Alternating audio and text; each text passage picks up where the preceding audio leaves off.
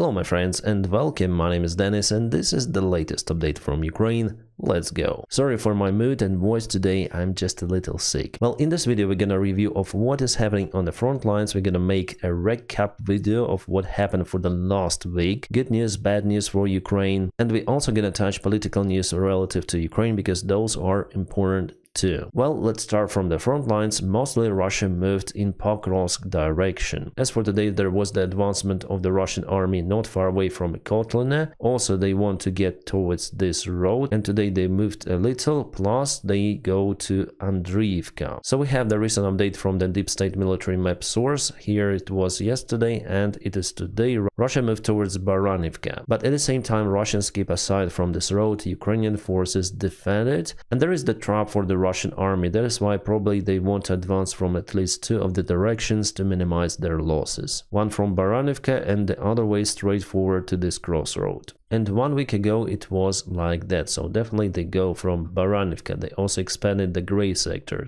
And it is what is happening today, just a light advancement of the Russian army. They've took this field and they expanded the gray zone. The situation, however, is different in the pocket of Dachne. There Russia moved quite a lot for the recent week, and for today's advancement they went to Andriivka, so it was yesterday and it is today. For now it's the gray zone, but Russians established already the supply line using the field roads. And for our recap, it was 1 week ago and it is today. I can say 100% that Ukraine retreats from this area, but it does it little by little, keeping the main supply lines under control. I would call it a controlled withdrawal just to cause Russia significant losses. And in a Pokrovsk direction, Russia moved towards this area, so it was yesterday, it is today. They want to go ahead and cut this road. Let's check the distance. They're now roughly 4.5 kilometers away. Can they potentially cut this road and advance there very fast? Well, I don't think so.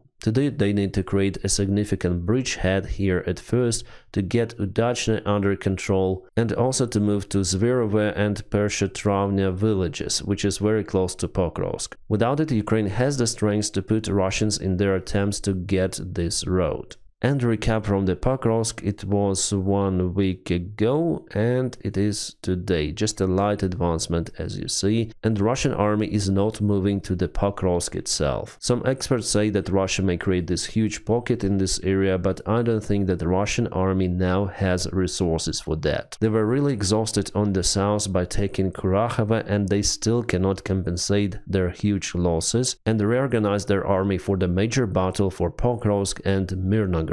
As you see, Russia keeps the dynamic of the assault operations just in Kurakhova and Dachne direction. In the rest of the points they are scrolling little by little. Russians also report that they've occupied Chasiv Yar, but no, Ukraine keeps control over the part of the settlement. And as I told you before, maybe 5 days ago, there was the attempt of the Russian army to go to Kolodezi, and actually Ukraine spotted the sabotage group of the Russian army in this settlement. It was annihilated, but further than that, Russia is not moving. They created a small bridgehead in Ivanovka village, but it is more or less standstill. So it was 1 week ago, today no changes. In Kupiansk direction, there was the light change for the last week, so Russia advanced towards Novomlinsk and they occupied this very small village. That's the maximum for the Russian army in the Kharkiv region. Well, also Russians tried to go on assault in Vovchansk direction, but their attack failed. Speaking about the Kursk direction, no changes from the deep state military map source for the last week. So 1 week ago, today, absolutely no changes, but from the other analytics we know that Ukraine went on a counterattack in Makhnovka, pushing Russians a little further away from the Sudzha town. So compared to what it was roughly 2 months ago, the front lines, I would say, steady. The Russian army is exhausted, they lost their tempo and the pace of their attacks. Also, wet and dirty weather plays a very huge role during the winter campaign. The last year Russia lost a significant part of their BMPs and tanks.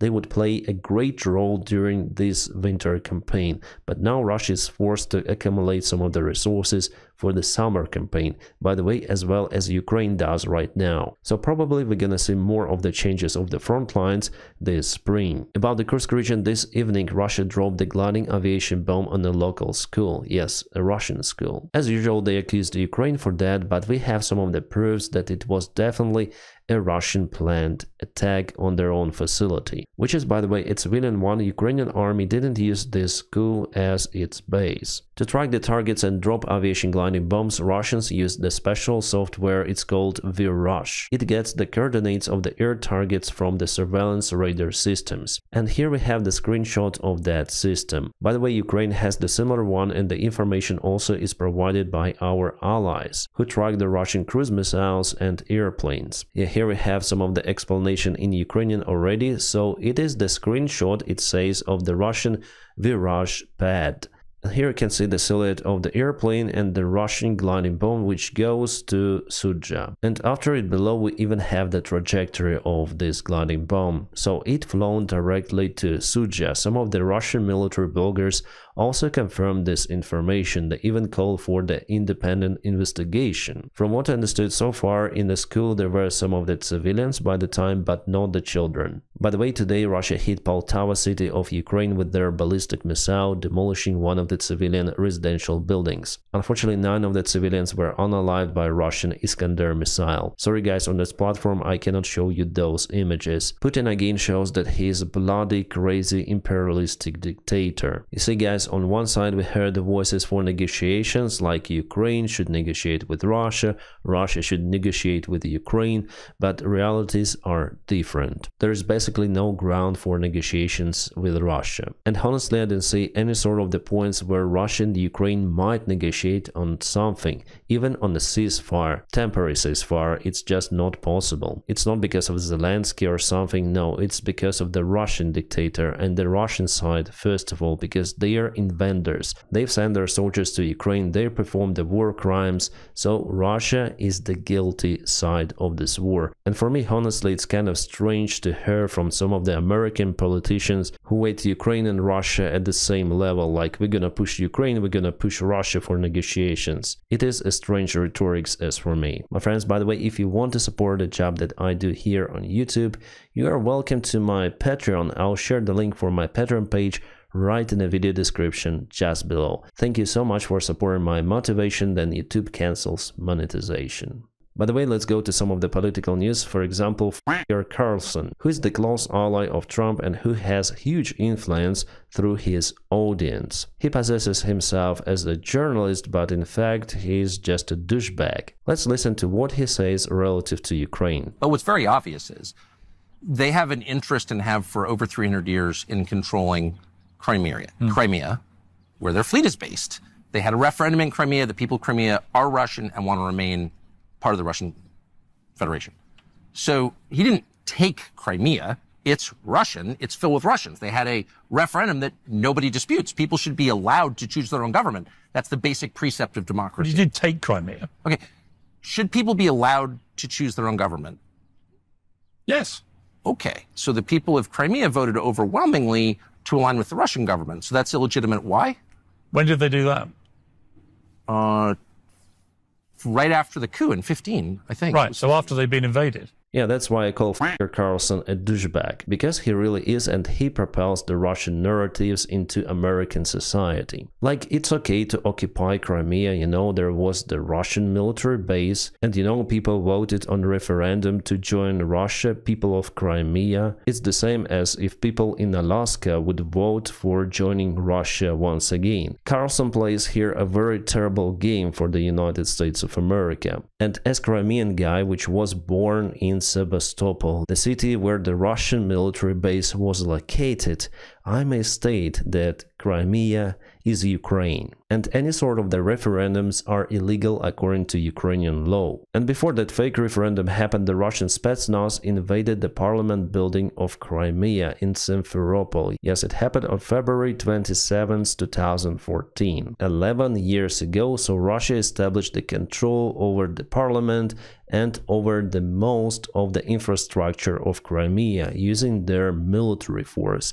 It is called occupation. And here Carlson justifies the occupation of Ukraine. Guys, I wouldn't put lots of the attention on Carlson, but he is the close ally of the current United States president. And there are lots of the individuals like Carlson out there in the circle of Donald Trump. That's what actually scares me. And it's not about Ukraine, it's about the justification of the aggressive actions. But what can I say? Donald Trump himself wants to be an aggressor, to take Greenland, Panama Canal, and Canada. He applied even tariffs on his allies for unknown reason and probably known just for Donald Trump. So remember how Harris said that Donald Trump could be manipulated? I think that he could be manipulated, and if manipulation comes from the guys like Tucker Carlson, well, in that case, it is very bad for us, for everyone. Self-determination is the core idea in democracy. They don't have it in Ukraine because they haven't had an election. They ignored the election because it's run by a dictator called Zelensky. If you wanted to say he's a dictator, that's fine. You support a dictator. The U.S., your government has supported many dictators, so is mine. That's kind of a fact of life. There are very few democratically elected leaders. Sometimes even our leaders aren't really democratically elected, as you know. I just don't like the moral bullshit that attaches to all of this. That's fair enough. Where we tell the population, we're on the side of democracy, and he's Winston Churchill. I don't claim it's Mother Teresa against Hitler. No, but you have, though. You've he's a marvelous person. I like him. I'm allowed to, aren't I? I guess you like dictators. You're like, oh, I love that Zelensky. He's so great. I do like him. How can you like a man who's a dictator? I don't think he's a dictator. In what sense? He's not elected. He rules by force. He rules with guns. He kills his opponents. He's assassinated a ton of people. I know someone he tried to assassinate. Fact. Do you feel a little guilty for supporting someone like that? No, I don't. Yeah, guys, look at this face. This is how the real Tucker Carlson looks like. Alright, so Zelensky wasn't elected. Alright, even though I voted not for Zelensky, but I can state and agree that he got the majority of the votes at the last elections happened in Ukraine. And about elections which should had happened the last year. Well, I personally support the elections in Ukraine. I understand that it's hard, but this cycle should continue. But at the same time, if you look at the other countries, and especially United States during the Second World War, they hadn't had elections because they understood that during the wartime period, and it was a significant war for the United States, it's better not to change the leadership. And the war in Ukraine after the Second World War is the largest one, the biggest one, with a very heavy losses. And for now to start the election campaign, well, it may crack Ukrainian society because there are many of the political movements in Ukraine potentially that might create division of our country, and Russia may use this time to put their own influence on Ukraine. So Tucker Carlson is the pure Russian propaganda because he spreads the same narratives as we heard from Vladimir Putin himself. Putin claims Zelensky doesn't have a right to sign any potential peace deal. In one of my latest videos, I've showed you the exact interview with Vladimir Putin in his car. There was the journalist asking Putin, do you want to negotiate with Zelensky? And Putin says, we can negotiate with everyone, but we cannot make a deal with Zelensky because he is not legitimate.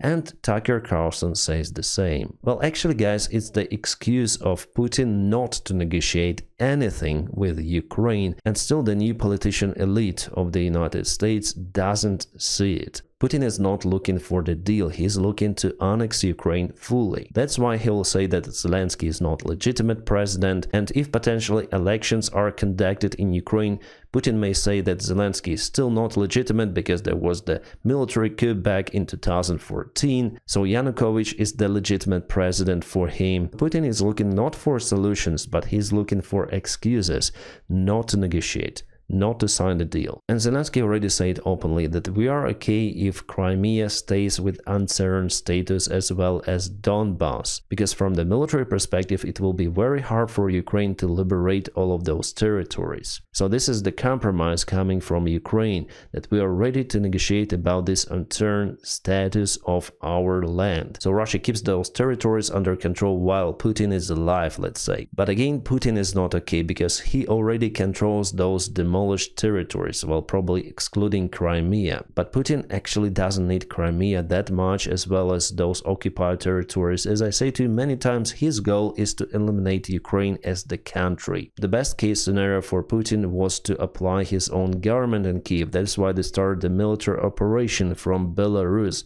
They thought that there will be no resistance from Ukrainian army, and they might put Yanukovych, the ex-Ukrainian president who was openly pro-Russian, in power of Ukraine, but that operation failed for Russia. Russia was kicked out from the Kiev region, Sumy, Chernigiv, Kharkiv, Kherson, and here they start a long-term war, praying that allies will stop supporting Ukraine on this marathon. And you know what? Mr. Kellogg, who was appointed to resolve the war in Ukraine by Donald Trump, also calls for the elections in Ukraine. United States urges Ukraine to hold elections after a ceasefire, Reuters reports, and Kellogg says it himself in his interview to the Fox News. He believes a ceasefire could be reached within months, not years. I wonder how this ceasefire could be reached actually without confronting Moscow. Russia now has initiative on the front lines and it's their army again attacking Ukraine, so Russia should be pushed, but Kellogg says that the United States may pressure both Kiev and Moscow, which for me is kind of strange. Well, Trump is looking for